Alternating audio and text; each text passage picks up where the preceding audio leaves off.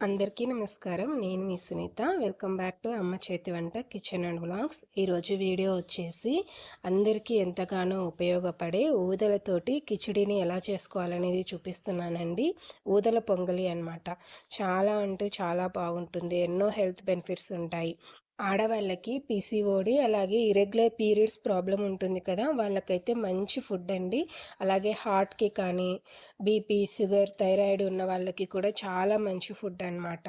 అలాగే ఈ ఊదల్ని తినడం వల్ల ఎన్నో హెల్త్ బెనిఫిట్స్ ఉన్నాయండి. వాటన్నిటిని తెలుసుకుంటూ ఈ ఊదల పొంగల్ని ఎలా చేసుకోవాలో ఇప్పుడు తెలుసుకుందాము. ఇక్కడ వచ్చేసి నేను ఊదలనైతే ఇలా ముందుగా కొన్ని తీసుకొని చూపిస్తున్నానండి. ఇవి ఎలా ఉంటాయనేది కూడా చూపిస్తున్నాను చూడండి. ఇలా చిన్న జొన్నలైతే ఉంటాయి కదా! అలా చిన్న జొన్నల్లాగా అయితే ఉంటాయన్నమాట. సో, ఇక్కడ వీడియో క్లిప్‌లో చూపిస్తున్నాను కదా! ఈ విధంగా ఉంటాయి. వీటిని మీరు సూపర్ మార్కెట్‌లో ఎలా తెచ్చుకోవాలి అనేది కూడా నేనిక్కడ ట్యాగ్ చేశాను చూడండి. ఆ విధంగా మీరు సూపర్ మార్కెట్‌లో తీసుకొచ్చుకోవచ్చనమాట. ఊదలు తినడం వల్ల మనకి బాడీకి కాల్షియం లభిస్తుంది. ఎముకలు స్ట్రాంగ్ అవుతాయన్నమాట.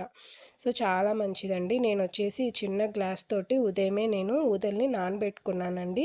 నేను నైట్ టైంకి టిఫిన్‌గా అయితే చేస్తున్నాననమాట. ఇలా ఈ చిన్న గ్లాస్ తోటి ఉదయమే ఒక 3 సార్లు కడిగి మంచినీరు పోసి నానబెట్టుకున్నాననమాట. మనము ఊదల్ని కానీ ఏ మిల్లెట్స్‌నైనా సరే 7-8 గంటల పాటు నానబెట్టుకున్నామంటే అందులో ఉండే పోషకాలన్నీ కూడా మనకి చక్కగా అందుతాయండి. సో, అందుకనేసి ఇలా ముందే కడిగి నానబెట్టుకోండి. ఉదయమే నానబెట్టుకోండి. ఉదయం చేసుకుంటే నైట్ నానబెట్టుకోండి. ఇప్పుడు వీటిని పక్కన పెట్టుకోండి. ఇప్పుడు స్టవ్ పైన ఒక కడాయి పెట్టుకొని అందులోకి పెసరపప్పు తీసుకుంటున్నానండి. నేను ఇక్కడ వచ్చేసి ఎక్కువ క్వాంటిటీ పెసరపప్పుని వేయించి తీసుకుంటున్నాను. ఇలా ఎక్కువ క్వాంటిటీ పెసరపప్పు పెట్టుకున్నామంటే మనకి ఎప్పుడు కావాలంటే అప్పుడు ఇలా పొంగల్లోకి, కిచిడీలోకి యూజ్ చేసుకోవచ్చనమాట. మంటని లో ఫ్లేమ్‌లో పెట్టుకొని ఇలా గింజ లోపల దాకా వేగేంత వరకు మాడిపోకుండా ఇక్కడ వీడియో క్లిప్‌లో చూపిస్తున్నా చూడండి. ఈ విధంగా చక్కగా వేపుకోవాలనమాట. అన్నీ కూడా ఇలా వేపుకున్న తర్వాత ఇప్పుడు స్టవ్ ఆఫ్ చేయండి. స్టవ్ ఆఫ్ చేసిన తర్వాత వీటన్నిటిని పూర్తిగా చల్లారిన తర్వాత ఏదైనా స్టీల్ డబ్బాలోకి గానీ, గాజు సీసాలోకి గానీ అంటే ఎయిర్ టైట్‌గా ఉన్న డబ్బాలోకి తీసుకొని స్టోర్ చేసుకున్నామంటే మనకెప్పుడు కావాలంటే అప్పుడు వాడుకోవచ్చనమాట. సో, ఈ విధంగా అన్నిటిని వేపుకున్న తర్వాత ఇప్పుడు మనకి తగినన్ని మనం ఒక కప్పుతోటి ఊదలు నానబెట్టుకున్నాం కదా! అదే కప్పుతోటి అరకప్పు దాకా ఇప్పుడు మనం వేయించుకున్న పెసరపప్పు తీసుకోండి. ఒక కుక్కర్‌లోకి తీసుకోండి. నేనైతే ఇక్కడ కుక్కర్‌లో చేస్తున్నాను. మీరు కావాలనుకుంటే రెగ్యులర్‌గా వండుకునే గిన్నెలో కూడా చేసుకోవచ్చనమాట. వీటన్నిటిని ఒకసారి వాటరేసి శుభ్రంగా కడిగి తీసుకున్న తర్వాత మనం నానబెట్టుకున్న ఊదల్ని వాటర్‌తో సహా తీసుకుంటున్నానండి. తర్వాత మనం ఏ గ్లాస్‌తో అయితే ఊదలు, పెసరపప్పు తీసుకున్నామో అదే గ్లాస్ తోటి 6 గ్లాసుల నీరు తీసుకోండి. ఈ వాటర్ అనేది మీరు ఎక్కువ అయిందని అనుకోకండి. పొంగల్‌కి ఎక్కువ వాటర్ ఉండాలనమాట. తర్వాత రుచికి సరిపడా సాల్ట్ వేసుకోండి. అలాగే ఇందులోనే పావు టీ స్పూన్ పసుపు వేసుకొని మూత పెట్టి మంటని మీడియం ఫ్లేమ్‌లో పెట్టుకొని 4-5 విజిల్స్ వచ్చేంత వరకు ఉడికించుకోండి. అలాగే కుక్కర్‌ని తీసుకునేటప్పుడు కొంచెం పెద్దగా ఉన్న కుక్కర్‌ని తీసుకోండి. మనం నీరు ఎక్కువ వేస్తాం కదా! పొంగిపోతుందనమాట. సో, ఇప్పుడు దీన్ని స్టవ్ పైన పెట్టుకొని విజిల్స్ అన్నీ వచ్చిన తర్వాత తీసి చూపిస్తాను. ఈలోపు ఇందులోకి కావాల్సిన చట్నీ అయితే చేసి చూపిస్తున్నానండి. ఇది రాయలసీమలో పచ్చిమిరపకాయ కారం అంటారనమాట. చాలా బావుంటుంది. స్టవ్ పైన ఒక కడాయి పెట్టుకొని 3 పచ్చిమిర్చిని ఇలా చిన్న చిన్న ముక్కలుగా తుంచి వేసుకొని ముందుగా ఆయిల్ లేకుండా వేపి తీసుకోండి. ఇలా వేపినప్పుడు మనకి చిటపటమనకుండా ఉంటుందనమాట ఆయిల్ వేసినప్పుడు. తర్వాత ఇందులోకి ఒక టేబుల్ స్పూన్ దాకా పల్లీలు, అలాగే ఒక టీ స్పూన్ నూనె వేసుకొని మంటని లో ఫ్లేమ్‌లో పెట్టుకొని నిదానంగా బాగా లోపల దాకా వేగేంత వరకు బాగా ఫ్రై చేసుకోండి.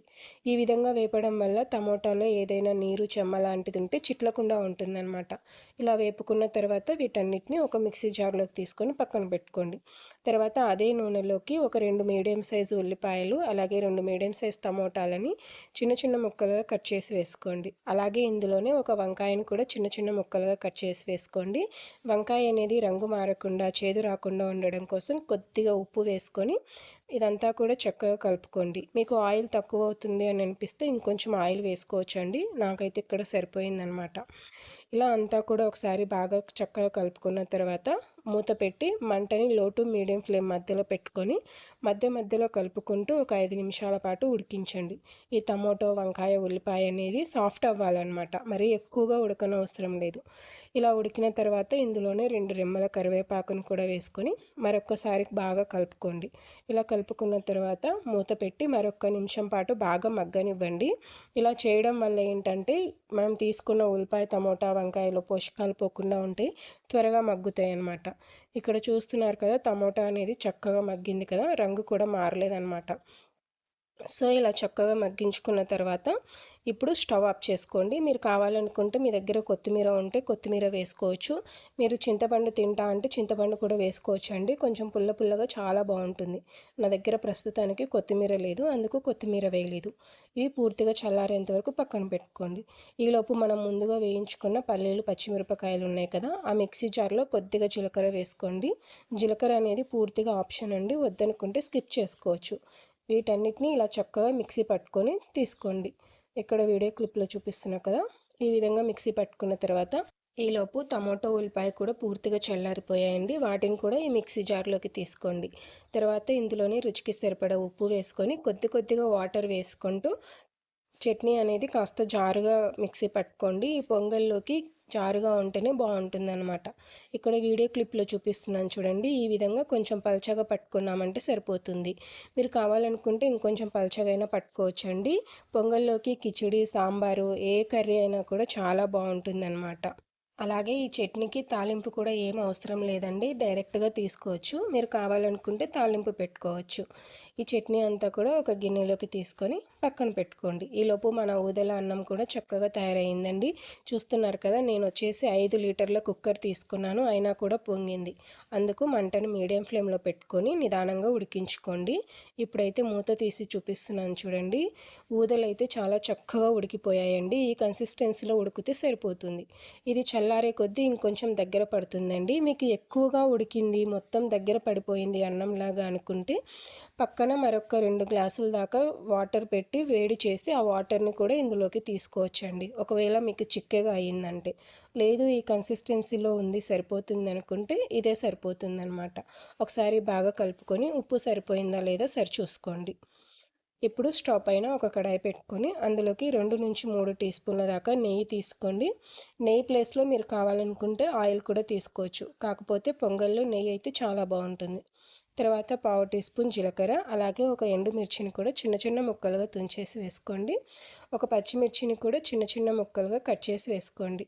అలాగే ఇందులోనే ఒక ఇంచు అల్లం ముక్కని చిన్న చిన్న ముక్కలుగా కట్ చేసి వేసుకొని ఈ తాలింపు అంతా కూడా ఒకసారి చక్కగా కలిసేలాగా కలుపుకోండి. తర్వాత పావు టీ స్పూన్ మిరియాలు వేసుకోండి. అలాగే ఇందులోనే 2 టేబుల్ స్పూన్ల జీడిపప్పు పలుకులను వేస్తున్నాను. మీరు కావాలి అనుకుంటే కొద్దిగా తగ్గించుకోవచ్చు, కానీ పొంగల్లో జీడిపప్పు ఎక్కువగా ఉంటేనే చాలా బాగుంటుంది. తర్వాత ఇందులోనే 2 రెమ్మల కరివేపాకు వేసుకొని ఈ తాలింపు అంతా కూడా చక్కగా ఎర్రగా వేగేంత వరకు బాగా ఫ్రై చేసుకోండి. ఇంకొక విషయం అండి, మీరు ఇక్కడ కావాలి అనుకుంటే ఇంగువ కూడా వేసుకోవచ్చు, చాలా బాగుంటుందన్నమాట. ఈ తాలింపు అంతా కూడా ఇలా చక్కగా వేగిన తర్వాత స్టవ్ ఆఫ్ చేసేసి ఈ తాలింపు అంతా కూడా ఊదల పొంగల్లో తీసుకున్నాము. అలాగే ఊదలు తినడం వల్ల చాలా మంచిదండి హెల్త్కి. ఎవరికైనా సరే కాల్షియం తక్కువగా ఉన్నా ఎముకలు స్ట్రాంగ్ అవుతాయి. హార్ట్ పేషెంట్స్కి, అలాగే షుగర్ కంట్రోల్ చేస్తుంది. థైరాయిడ్ ప్రాబ్లం ఉన్న వాళ్ళకి, పీసీఓడి ప్రాబ్లం ఉన్న వాళ్ళకైతే చాలా మంచిదండి, ఎక్కువగా లేడీస్కి. ఇప్పుడు చాలామందికి కూడా పీసీఓడి ప్రాబ్లం ఉంటుంది కదా, వాళ్ళకైతే చాలా అంటే చాలా మంచిదండి. ఊదలు తినడం వల్ల పీసీఓడి సమస్య అనేది పూర్తిగా తగ్గిపోతుంది అనమాట. పీరియడ్స్ అనేవి రెగ్యులర్ అవుతాయి అన్నమాట. చాలా అంటే చాలా మంచిది. అలాగే కన్సిస్టెన్సీ కూడా మీరు ఇక్కడ చూసుకోండి, మరీ పల్చగా ఉన్నా పర్వాలేదు కానీ గట్టిగా ఉండకుండా చూసుకోండి. ఎందుకంటే ఇది చల్లారే కొద్దీ చిక్కబడుతుంది అనమాట. మరి నచ్చిందా అయితే మీరు కూడా ఈసారి ఈ విధంగా ట్రై చేయండి. ట్రై చేశాక మీకు ఎలా కుదిరిందో మీ ఫీడ్బ్యాక్ని కామెంట్ సెక్షన్లో నాతో షేర్ చేసుకోవడం అస్సలు మర్చిపోకండి. అలాగే వీడియో నచ్చితే ప్లీజ్ లైక్ చేసి మీ ఫ్రెండ్స్ అండ్ ఫ్యామిలీస్కి షేర్ చేయండి. ఇలాంటి మరెన్నో మంచి వీడియోస్ కోసం మన ఛానల్ని సబ్స్క్రైబ్ చేసుకోండి. Thanks for watching. Thank you all.